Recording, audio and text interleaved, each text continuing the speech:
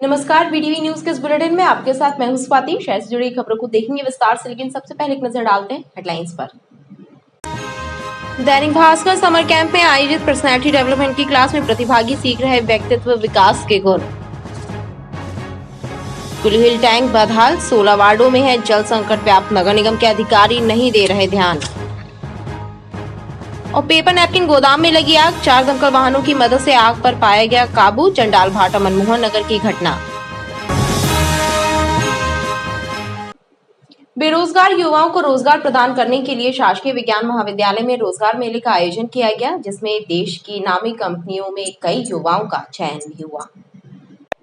बेरोजगार युवाओं को रोजगार एवं स्वरोजगार से जोड़ने के लिए शासकीय विज्ञान महाविद्यालय में एक ही स्थान पर लगभग 25 नामी कंपनियों के प्रतिनिधियों को इकट्ठा करके युवाओं का साक्षात्कार कराया गया और कई युवाओं को उन कंपनियों में चयनित भी कर लिया गया। स्वामी विवेकानंद कैरियर मार्गदर्शन के तहत आयोजित रोजगार मेले में दिव्यांगों के लिए भी रोजगार के विशेष अवसर रहे। ये रोज़गार मेला हमारे लिए बहुत लाभदायक है। मतलब जो भी जॉब्स की ढूंढ रहे हैं वो यहाँ पे बहुत अच्छा अवसर है जॉब्स के लिए। मतलब इससे क्या लाभ रहता है, किस तरह से? मतलब जॉब्स जिनको भी जॉब्स चाहिए उनके लिए बहुत लाभदायक है। जो बेरोजगार हैं उनके लिए ये मेला आयोजित किया गया है। सर, हम लोग यहाँ पे ये देखने आए हैं कि जो नई शिक्षा नीति के तहत अवसर मेला जो लग रहा है रोजगार का, इससे हमें क्या लाभ है और जो अनेक कंपनियां आई हैं जो एक साथ, ऐसे हमें अलग अलग जगह पे जाके ढूंढना पड़ता है और पार्टिसिपेशन करना पड़ता है, यहाँ एक साथ मिल रहा है, इससे काफ़ी लाभ होगा।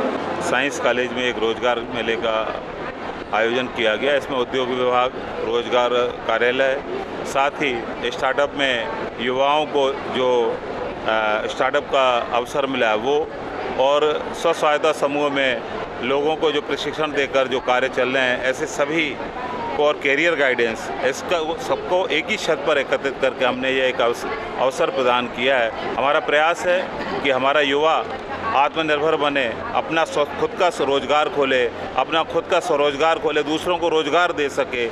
इस भाव को लेकर आज यहाँ पर यह कार्यक्रम आयोजित किया गया है। मेले में शासन द्वारा संचालित स्वरोजगार से जुड़ी योजनाओं की भी जानकारी दी गई। कलेक्ट्रेट बार एसोसिएशन के चुनाव की प्रक्रिया शुक्रवार को संपन्न हुई। अध्यक्ष, सचिव समेत अन्य पदों के लिए 22 प्रत्याशी चुनाव मैदान में उतरे। मतदान प्रक्रिया के दौरान कुछ देर कलेक्ट्रेट परिसर में गहमा गहमी का भी माहौल बना। कलेक्ट्रेट बार एसोसिएशन के चुनाव की मतदान प्रक्रिया के तहत मतदाताओं ने अपने मताधिकार का प्रयोग किया। कलेक्ट्रेट बार के अध्यक्ष पद के लिए 3, उपाध्यक्ष पद के लिए 4, सचिव के लिए 3, सह सचिव के लिए 3 एवं अन्य पदों के लिए कुल 22 प्रत्याशी चुनाव मैदान में रहे। तो एक पारदर्शिता पूर्वक चुनाव कराने का प्रयास है जिला अधिवक्ता संघ का, और सभी जो प्रत्याशी चुनाव में इसमें भाग ले रहे हैं उनको सभी को हमारी शुभकामनाएं। कितने लोग खड़े हुए थे, किस पद के लिए? देखिए, लगभग 22 आवेदन पत्र हमारे पास आए थे और पूरे के पूरे स्क्रूटनी के बाद में साफ हुए हैं और पास हुए हैं। जिसमें अध्यक्ष पद के 3 दावेदार अजय कुमार यादव जी, विनोद कुमार तिवारी जी और माननीय श्री नायक साहब, विवेक नायक जी, ये 3 अध्यक्ष पद के जो उम्मीदवार हैं। और सेक्रेटरी पद के 2 उम्मीदवार हैं, इंजीनियर संतोष अय्यर जी और यशवंत दुबे जी, ये 2। और बाकी सह सचिव के 3 उम्मीदवार हैं, उपाध्यक्ष पद के 4 उम्मीदवार हैं, कोषाध्यक्ष पद के 3 उम्मीदवार हैं और कार्यकारिणी के 4 पद हेतु 7 उम्मीदवारों के पर्चे यहाँ पे भरे हुए हैं जो फॉर्म पास हुए हैं, और पास होने के बाद अभी इनकी सबकी वोटिंग होनी है। बार का जो उद्देश्य क्या है इसका?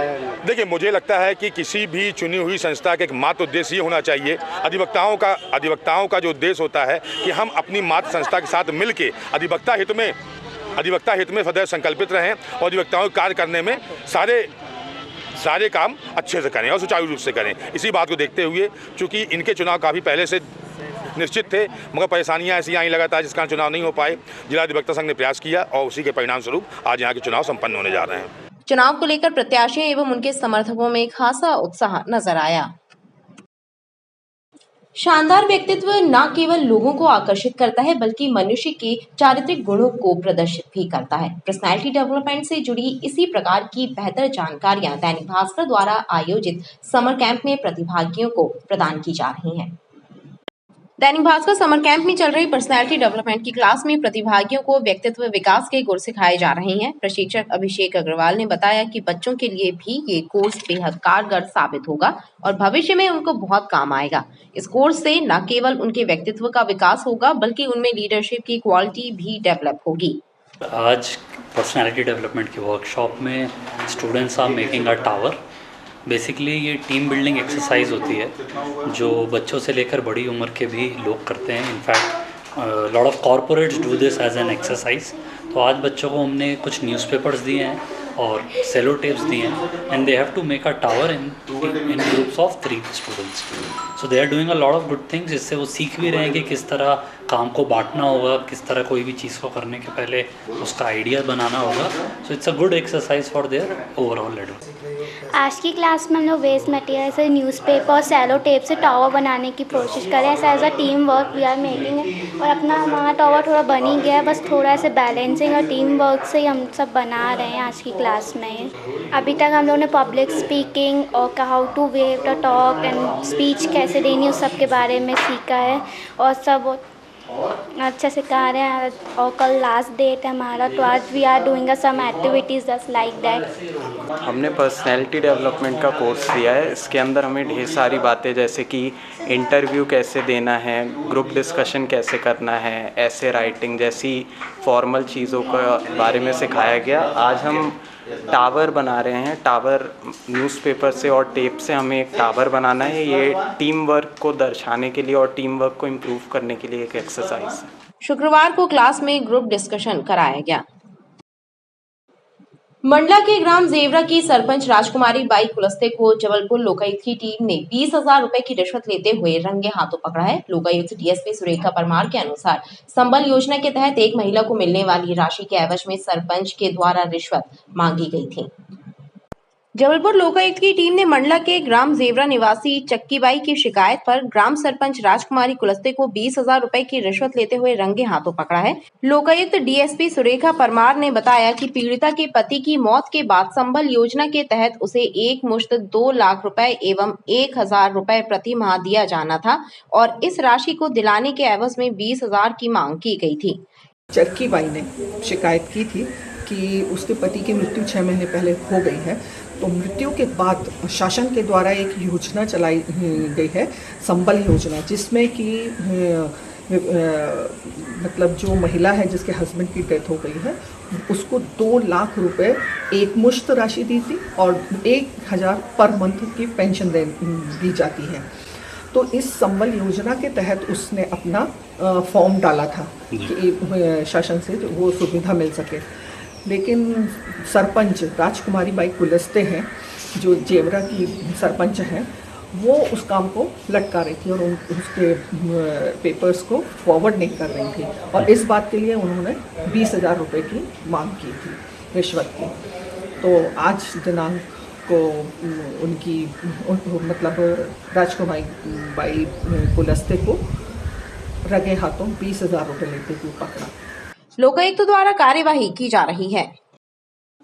काजहर स्थित कुली हिल टैंक बदहाल है, जिसके चलते आसपास के 16 वार्डों की जल आपूर्ति बाधित हो रही है। नगर निगम के इंजीनियर इस ऐतिहासिक टंकी की रिपेयरिंग तक नहीं करा पा रहे हैं। इस जर्जर टंकी को क्षमता से आधा ही भरा जा रहा है।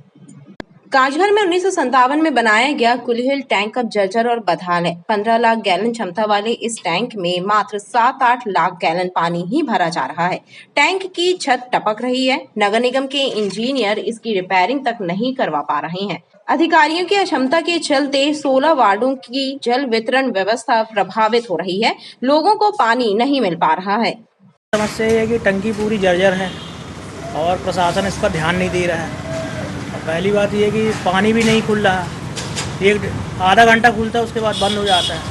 हर मोहल्ले में हर गली में समस्या है और मैं चाहता हूँ कि इस टंकी का निवारण करा जाए, बनाया जाए और जल्द से जल्द उसका सुधार करा जाएगा। कुली हिल टंकी पूरी जर्जर है और वहाँ वो टंकी में पानी भी नहीं टंकी में भरता है और यहाँ जल संकट की बहुत प्रॉब्लम है। लोगों को घर में पानी नहीं मिल रहा है। 10-15 मिनट नल आता, वो भी बहुत मद्दा आता है। क्या चाहते हैं आप? टंकी के यानी अच्छे से बने और उसमें पूरा पानी भरे और लोगों को यानी संकट से जल संकट से निदान हो। कुलीहिल टैंक को सुधरवाने के प्रयास भी कई बार हुए, लेकिन अधिकारियों की कमजोर इच्छा शक्ति के चलते सुधार कार्य नहीं हो पाया। अमृत योजना फेज 1 में भी इस टैंकों को सुधरवाने की बात चली थी, लेकिन कुछ नहीं हो पाया। ठेकेदार और अधिकारियों की मिलीभगत से पैसा कहीं और खर्च कर दिया गया। कुलीहिल टैंक जो है जबलपुर का सबसे ऐतिहासिक और सबसे पुराना पानी का टैंक रहा है। 1957 में इसका निर्माण हुआ था और लगभग 13 से 14 वार्डों में इसका पानी के सप्लाई का कार्य किया जाता है, परंतु विगत करीब 10-15 वर्षों से इसकी हालत बहुत जीर्ण है। टंकी के ऊपर की छत गिर चुकी है, जिसके निर्माण के लिए जब मैं पार्षद था उस समय मैंने हर बजट की बैठक में इसके मुद्दे को उठाया और अभी भी हम लोगों ने इस मुद्दे को उठाया है। अमृत 2 योजना में इस टंकी के निर्माण का जीर्णोद्धार के कार्य के लिए पैसा सैंक्शन हुआ था, परंतु अधिकारियों की मिलीभगत से यह कार्य नहीं कराया गया और आज की स्थिति में ये स्थिति है कि उसकी छत कब ढह जाए। टंकी के चारों तरफ से पानी लीकेज होता है।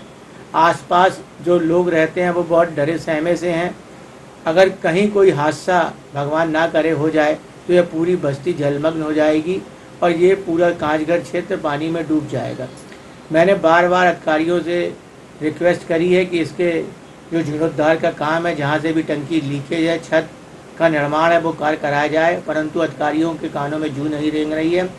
बहरहाल ऊंचाई पर जमीन में बना यह पानी का टैंक सिविल इंजीनियरिंग की अद्भुत मिसाल है, लेकिन दुखद पहलू यह है कि वर्तमान इंजीनियर इसको रिपेयर तक नहीं कर पा रहे हैं। यह बात चर्चा का विषय बनी हुई है। दरअसल सच्चाई यह है कि ठेकेदारों को इस कार्य में कोई लाभ नजर नहीं आता, इसलिए अधिकारी भी रुचि नहीं लेते। इस टैंक की खूबी यह है कि इसमें परियट और ललपुर दोनों जगह से पानी भरा जाता है, लेकिन कमजोर होने से क्षमता से आधा ही इसे भरा जाता है। रानीताल चौराहे पर एक पाइपलाइन फूटी हुई है, जिससे सड़क पर पानी बह रहा है। गौरतलब है कि भीषण गर्मी में कई इलाकों में जहां जल संकट व्याप्त है, वहीं ऐसे में इस तरह पानी की बर्बादी होने से क्षेत्रीय जनता में आक्रोश व्याप्त है। स्थानीय रहवासियों का कहना है कि पिछले 4-5 दिनों से पाइपलाइन में लीकेज है, बावजूद इसके सुधार कार्य नहीं हुआ।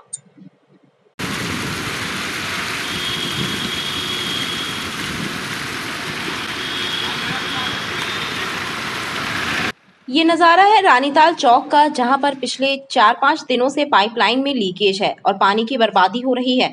स्थानीय लोगों का कहना है कि ओवरब्रिज कार्य के दौरान आए दिन पाइपलाइन क्षतिग्रस्त हो रही है, जिसके कारण पानी बर्बाद हो रहा है। उन्होंने बताया कि कई स्थानों में पानी की किल्लत बनी है और रानीताल क्षेत्र में पानी की बर्बादी हो रही है। आवागमन भी बहुत ज़्यादा दिक्कत में है, पाइपलाइन फूटी हुई है और हर जगह टूट फूट बहुत ज़्यादा दिक्कतें, समस्याएं का समाधान निकल नहीं रहा। प्रशासन भी पड़ा हुआ दिख रहा है, हर आए दिन ट्रैफिक लग रहा है, कोई सुविधा। अभी पानी की पाइपलाइन क्या देख रहे हैं? फूटी पड़ी, देखिए पानी अफरात बह रहा, पानी पूरा, पानी को पीने की तरस रहा है इंसान और पानी अफरात बह रहा है। पानी मिल नहीं रहा, पानी पीने को नहीं मिल रहा और पानी यहाँ अफरात बह रहा है। इसका कोई समाधान निकालिए। लोगों का पानी नहीं मिले, पीवे के नान है। सही बात है, वो तब तो पूरे बंद रहे थे, नल तो पैरी पूरे नल बंद रहे थे। पाइपलाइन फूटी है? हाँ नहीं, वो साइड के नहीं है, यही तो टूटी है, तो कहाँ से जाए पानी? मेन लाइन नहीं टूटी है। अब अभी नल नहीं आए। अब ये बजरंगबली का मंदिर के पास का एरिया है और गढ़ा रोड लगता है। ये गढ़ा रोड में ना पाए तो पानी की लाइन टूटी हुई है और यहाँ बस्ती में ऊंचे एरिया में बिल्कुल ही पानी नहीं जा रहा और नीचे वाले लोग के भी परेशान हैं। पानी की पाइपलाइन इधर हमेशा फूट जाती है और लोग के इधर पानी जाता ही नहीं घरों में और बहुत ज़्यादा तकलीफ जा रही है, मतलब पानी की वजह से। और यहाँ पानी जिसके भरने के बाद इधर यहाँ पूरे में सड़क में फैल जाता है, जिसमें कि लोग गिरते हैं, एक्सीडेंट भी होता है। कल ही रात में एक्सीडेंट हो गया अभी एक, तो वही पानी की वजह से पानी भरा हुआ रहा। देखिए, आप खुद ही देख सकते हैं, कीचड़ पूरे में है। अभी पूरे में पानी भर जाएगा थोड़ी देर बाद। क्षेत्रीय लोगों ने पाइपलाइन का सुधार कार्य कराने की मांग की है।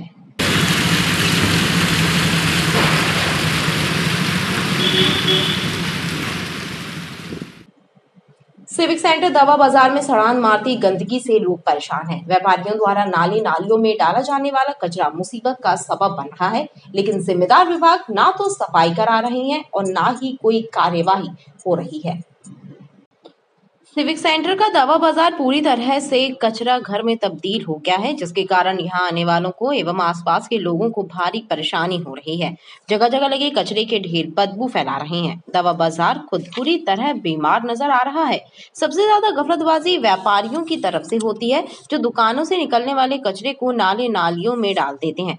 वहीं नगर निगम का स्वास्थ्य विभाग भी इस ओर ध्यान नहीं दे रहा। हम लोग यहाँ दवाई लेने आते हैंगे, सब तरफ की गंदगी फैली रहती है और दुकानदार भी साफ़ सफाई नहीं करते, नगर निगम वाले भी नहीं आके उठा रहे। ये है कि साफ़ सफाई होना चाहिए इस सर पे, चारों तरफ पे गंदगी हैगी।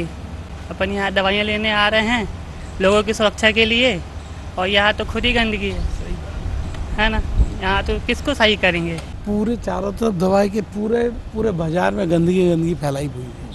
हर जगह जहाँ देखो वहाँ पे गंदगी पड़ी हुई है। लोगों का निकलना मुश्किल हो जाता है। कांच की शीशियाँ टूटी पड़ी रहती हैं, पैरों में दवाइयाँ छपती, रैपर पड़े रहते हैं, नाली पूरी चौक है, एकदम से कहीं निकलता नहीं पानी। दुकानदार फेंक देते हैं कुछ, नगर निगम देख नहीं रही है।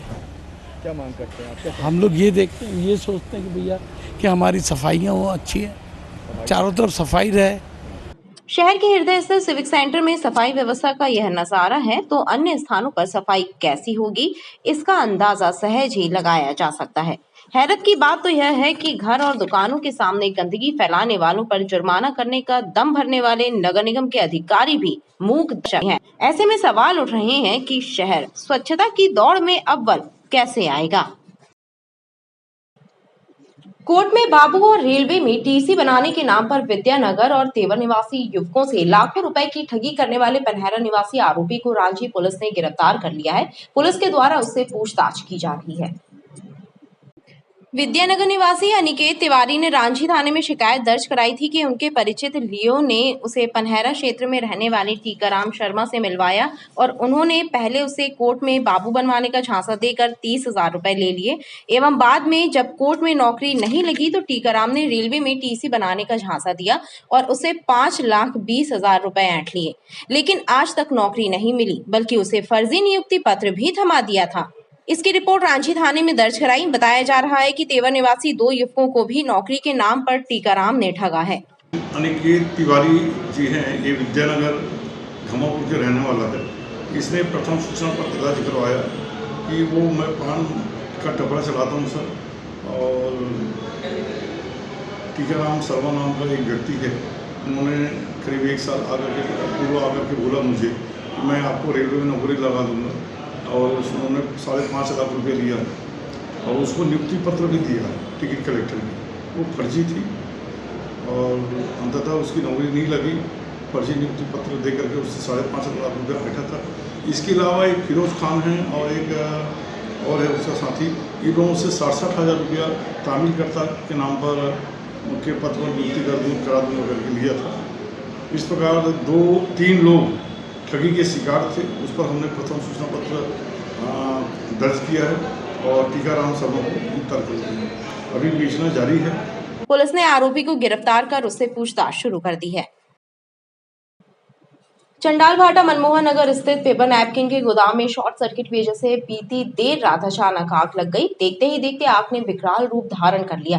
गोदाम में तैनात गार्ड्स ने इसकी सूचना फायर ब्रिगेड को दी, जिसके बाद मौके पर पहुंचे दमकल कर्मियों ने 4 वाहनों की मदद से आग पर काबू पा लिया। चंडाल भाटा मनमोहन नगर में बीती देर रात उस वक्त अफरा तफरी मच गई जब हार्दिक जैन के पेपर नैपकिन के गोदाम में आग लग गई। मौके पर मौजूद गार्ड्स ने इसकी सूचना फायर ब्रिगेड को दी, जिसके बाद मौके पर दमकल कर्मियों ने आग बुझाने का काम शुरू किया और एक के बाद एक 4 दमकल वाहनों की मदद से आग पर पा लिया। बताया जा रहा है कि यदि समय रहते आग पर काबू नहीं पाया जाता तो आसपास की दुकान मकान भी आग की चपेट में आ जाते। मशीन में शॉर्ट सर्किट होने के कारण आग लगी। काय का गोदाम है ये पेपर नैपकिन का गोदाम है जो हाथ पोंछने के लिए काम आती है। लगभग कितना का नुकसान होगा? ये लगभग 20 लाख रुपए का करीब नुकसान हो गया है इसमें। कौन सी जगह कहाँ पर? ये मनमोहन नगर चंडाल भाटा में है। कितनी गाड़ियाँ आई थी? फायर ब्रिगेड की 4 गाड़ियाँ आई थी। लगभग 10:50 पे हमको टेलीफोन से सूचना मिली कि गौरी बाबा मंदिर के पीछे एक पेपर गोदाम में आग लगी है। जिस पे हमने तत्काल 3 वाहन को रवाना किया। लगभग 1 घंटे के अंदर काबू पा लिया गया उसमें। और वो पेपर नैपकिन बनाते थे, पेपर के बंडल थे। समय रहते आग पे काबू पा लिया गया, नहीं तो हादसा बड़ा हो सकता था। गोदाम संचालक के अनुसार पेपर नैपकिन बनाने वाली मशीन में शॉर्ट सर्किट होने से आग लगी थी। खबरें लगातार जारी हैं, आप देखते रहिए BTV न्यूज़।